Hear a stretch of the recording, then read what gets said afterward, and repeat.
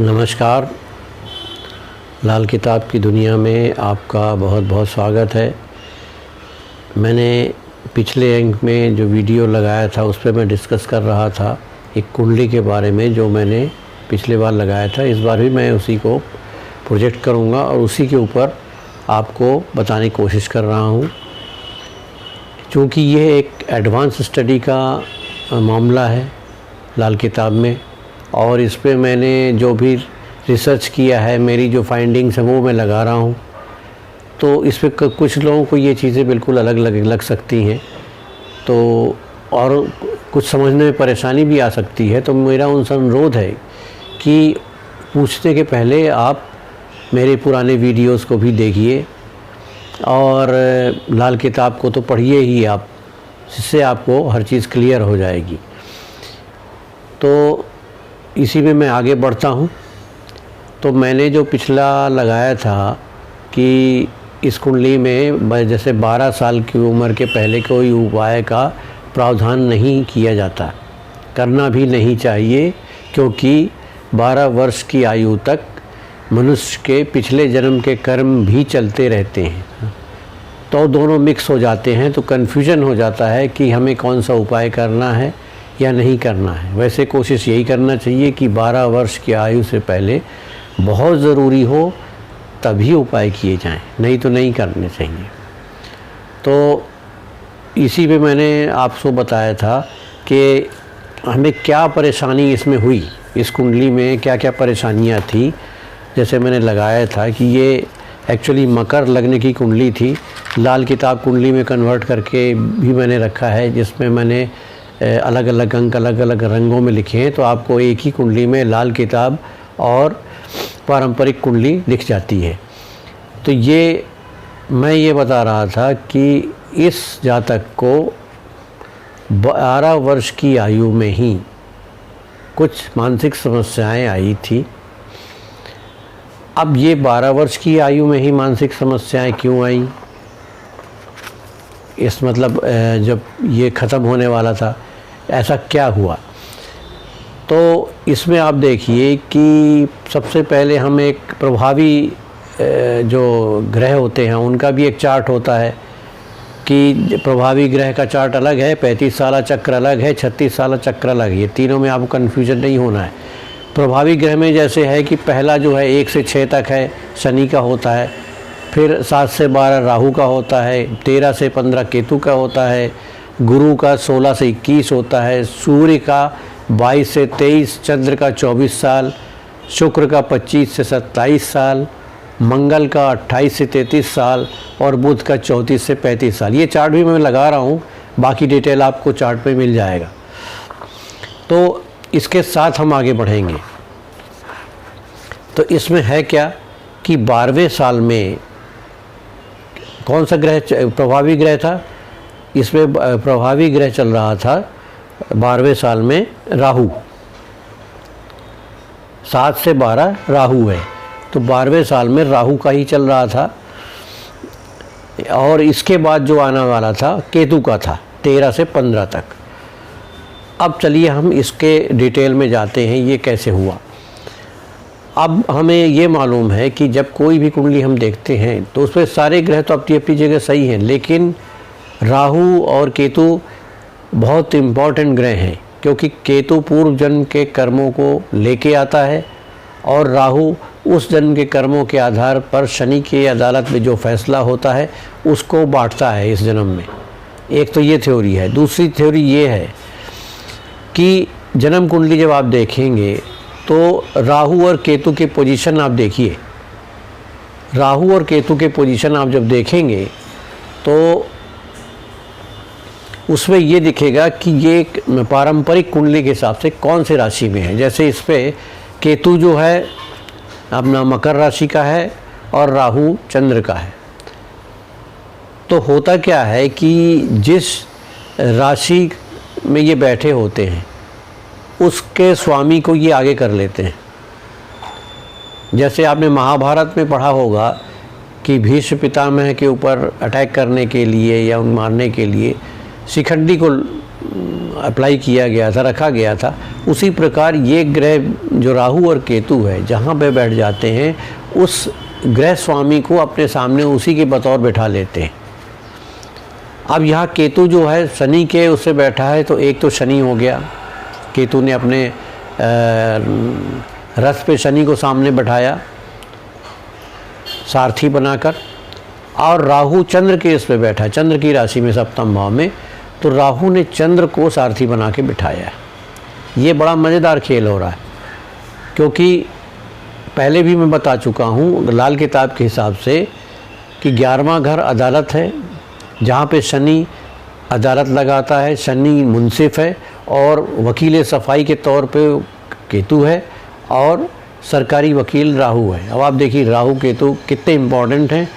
तो इनने क्या किया, हर कुंडली में अलग अलग होगा। यहाँ पे केतु ने अपने सामने मुखौटा लगाया शनि का, और राहु ने अपने सामने मुखौटा लगाया चंद्र का।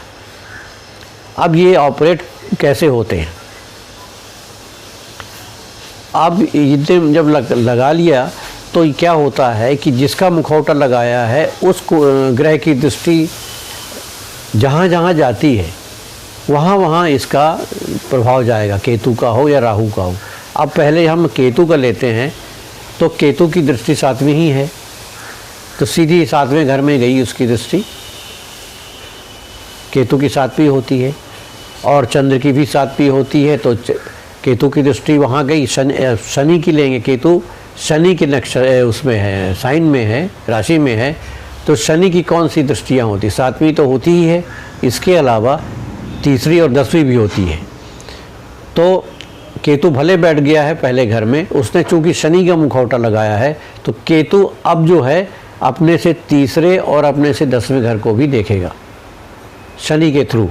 शनि का चाहे आप बाइनोकुलर बोल लीजिए, कुछ बोल लीजिए, उसके थ्रू।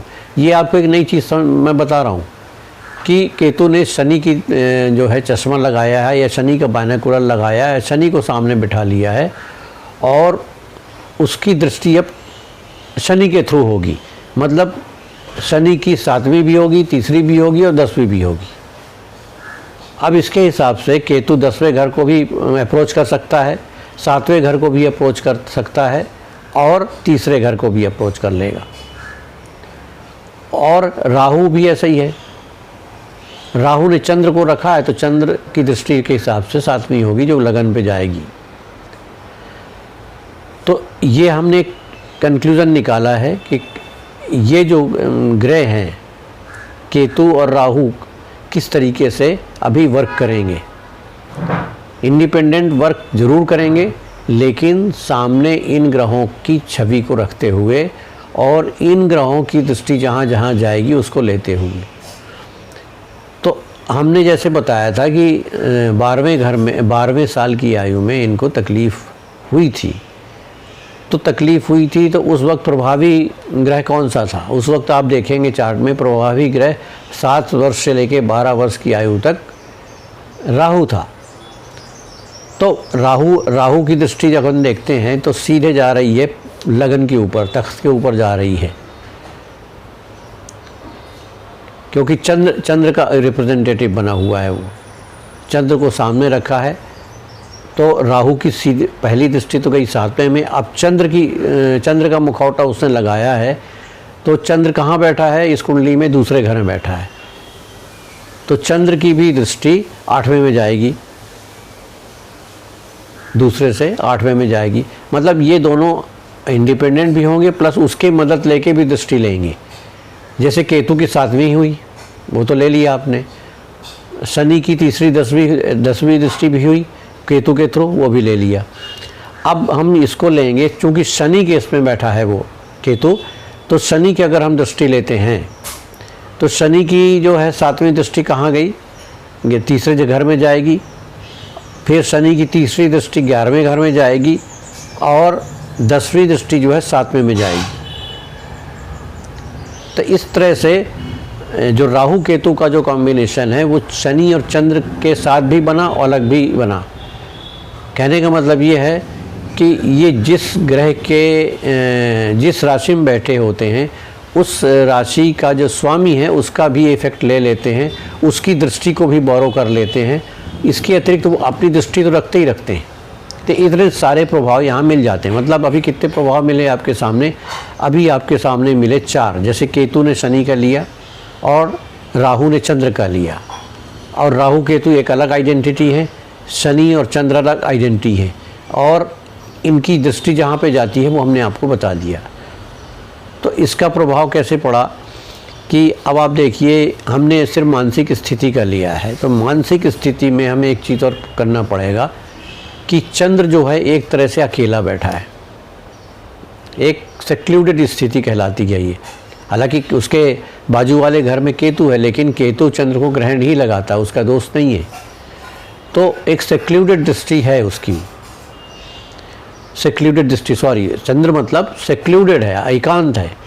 तो एकांत चंद्र जो है बहुत उदास होता है, अपने मन के अंदर ही बहुत कुछ उसके अंदर सोचता रहता है, उसके चीज़ें बाहर नहीं आ पाती, उसका एक गुबार बन जाता है, जिसकी वजह से क्या होता है, ये गुबार किसी भी कंडीशन में प्रॉब्लम देता है।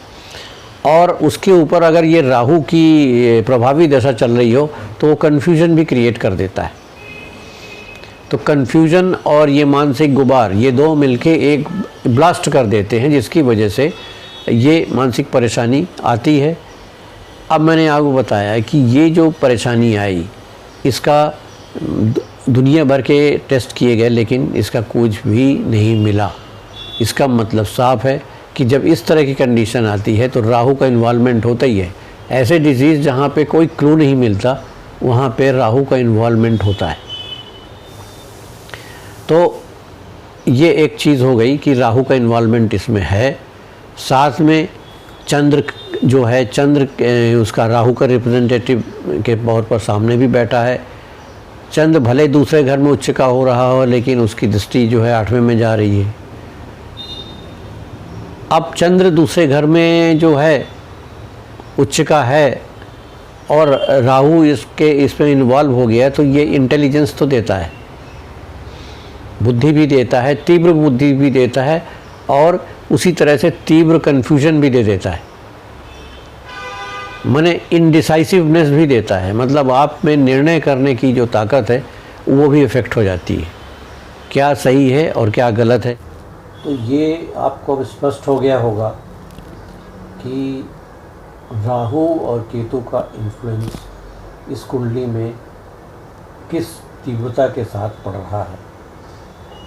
हालांकि केतु तक्ष में बैठा है, राहु सप्तम बैठा है, जिनका इम्पोर्टेंस दिखता है, लेकिन आप इस चीज़ को अगर ये पोजीशन नहीं भी मिले तो भी देख सकते हैं कि अगर मान लीजिए आप किसी की केतु चौथे घर में या 5वें घर में है और राहु जो है 11वें घर में है, तो उस घर के आप रूलर को देखिए, राशि स्वामी कौन है। इन दोनों राशि स्वामियों को आप छांट लीजिए कौन कौन है। तो ये जो है ये इन्हीं का मुखौटा लेके बैठते हैं और इनकी दृष्टि भी ले लेते हैं। जैसे मान लीजिए कि केतु बैठ गया है धनु राशि में। धनु जो है गुरु का साइन है। अब गुरु की दृष्टि आप देख लीजिए कौन कौन सी होती है। गुरु की 7वीं भी होती है, 5वीं भी होती है, 9वीं भी होती है।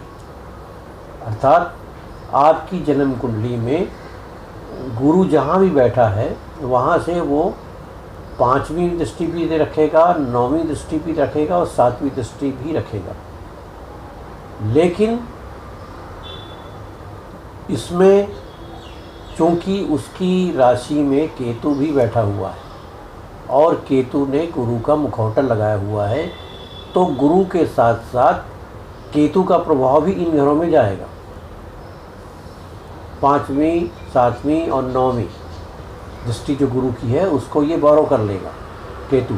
तो गुरु तो देखेगा ही देखेगा और केतु भी देखने लगेगा उधर। इसके अतिरिक्त केतु अपना रोल नहीं छोड़ेगा। केतु जहाँ बैठा है वो वहाँ से 7वीं दृष्टि डालेगा, वो घर भी अब इफेक्टेड हो जाएगा। मतलब इफेक्टेड का मतलब उसका प्रभाव वहाँ भी जाएगा जैसा भी होगा। राहु के साथ भी सेम होगा। तो ये इस तरह की चीज़ें हैं जो एक तरह से उनके लिए क्या कहना चाहिए, एग्जीक्यूटर या अंडरटेकर का काम करती है। मतलब जिसको केतु जिसके राशि में हुआ उसके स्वामी को वो यूज़ कर लेते हैं, राहु भी यूज़ कर लेता है, इस तरह से उनके माध्यम से चलता। अब आप पूछेंगे कि ऐसा क्यों है? ये ऐसा इसलिए है कि ये दोनों छाया ग्रह हैं, तो इसलिए इनको किसी न किसी के थ्रू काम कराना पड़ता है। और जिसके थ्रू ये काम कराते हैं, ऐसा नहीं कि उसको बड़े शराफत के साथ बोल के कराते हैं, उसके ऊपर वो हावी हो जाते हैं, क्रेडिबिलिटी ये ले जाते हैं पूरी तरह से। तो इस तरह से इनका काम चलता है। तो आप ये देखेंगे कि इस कुंडली में, इस प्रेजेंट कुंडली में केतु ने कहाँ प्रभाव डाला और राहु ने कहाँ प्रभाव डाला। मानसिक स्थिति पर प्रभाव डालने के लिए राहु और केतु दोनों ही थे जिम्मेदार, तो उन्होंने डाला प्रभाव। अब जब इनसे मुक्ति मिली तो एक कहते हैं ना कि जैसे लोग शराब पी लेते हैं रात में और सुबह बहुत देर तक उसके हैंगओवर में रहते हैं, तो इनका हैंगओवर पीरियड भी होता है। इनके इफ़ेक्ट ख़त्म होने के बाद भी कुछ समय तक आदमी के ऊपर इनका प्रभाव रह जाता है, इसके बाद जाता है। तो ये इसीलिए एक चीज़ कही गई है लाल किताब के रेफरेंस में भी कि आप कभी राहु के ख़राब इफ़ेक्ट पे चल रहे हों, परेशान हो और बाय द वे वो ख़त्म हो गया, राहु का टाइम ख़त्म हो गया, तो आपको किसी भी चीज़ में हड़बड़ी नहीं करनी चाहिए। आपको कुछ समय और इंतज़ार करना चाहिए, कम से कम 1 महीना और इंतज़ार करिए, जब तक कि उसका जो हैंगओवर टाइम है वो भी निकल जाए।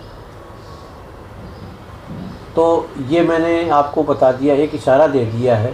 पूरी बात बताऊंगा तो ये बहुत लेंदी हो जाएगा, बहुत बोरिंग भी हो सकता है। आगे मैं जो दूसरे पॉइंट्स हैं उसके ऊपर चर्चा करूंगा वीडियो में, पूरी इसी कुंडली के ऊपर ही रहेगी। मुझे उम्मीद है कि आपको पसंद आई होगी ये चीज़, और अगर पसंद आए तो आप बताइए कमेंट्स में।